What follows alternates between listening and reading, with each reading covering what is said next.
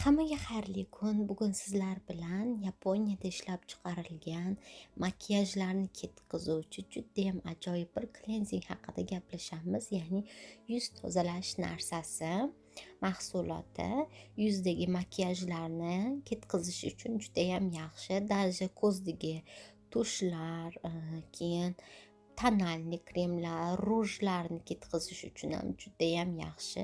Mana hozir meni qo'limga ham tonalni, ham ruj qo'yilgan.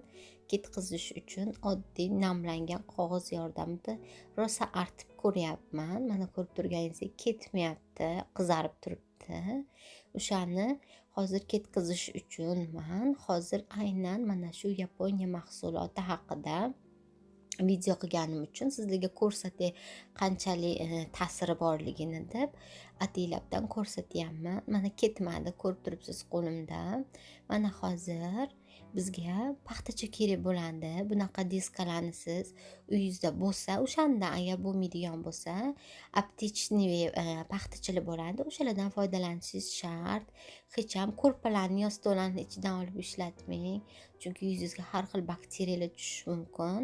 Mana hozir ko'rib turganingizdek klenzingni paxtachaga qo'yib olamiz. Mana shunday qilib bemalol kipriklaringizni ham, yuzingizni ham tozalab olsangiz bo'ladi.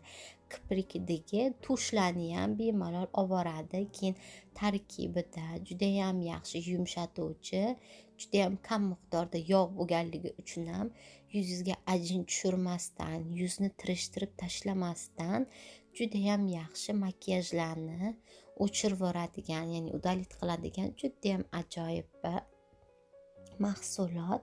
Mana ko'rib turganingizdek, men o'sha qo'limni artdim, qizarib turgan narsalarni ham oldi.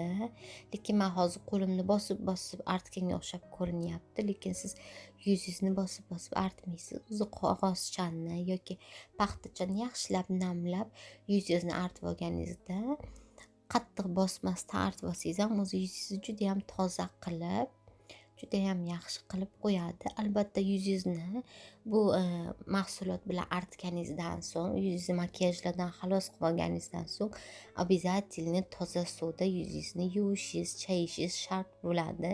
Yana mana shu bilan artdim bo'ldi, yuzimni yuvmasligim kerakmi degan narsa bo'lmasin. Bu faqat yuzingizdagi tonalnilar yuzni teshuvchalariga, chuqurchalariga kirib qolib yaxshi tozalanmay qoladi. Mana shunday holatlar uchun juda ham yaxshi foyda beradigan, ko'zdagi tushlarni ham yaxshi va tez ketkazadigan ajoyib bir narsa.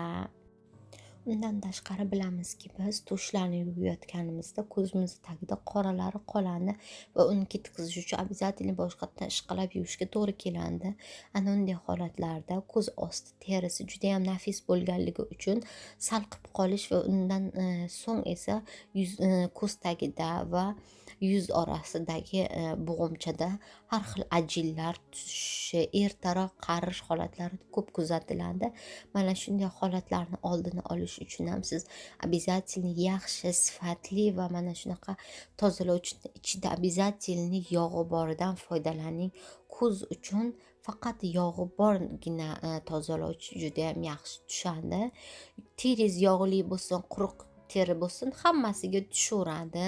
Makiyaj tozalovchini umuman farqi yo'q yuzni xiliga. Faqat makiyajingizni o'chirib olasiz. O'chirib olganingizdan so'ng toza suvda yuzingizni albatta yuvib, chayqab olib, keyin namlantiruvchi, oziqlantiruvchi istagan bir kremingizni qo'yib olishingiz kerak bo'ladi. Videomni ko'rganingiz, vaqt ajratganingiz uchun kattakon rahmat. Kuningizni yaxshi o'tkazing.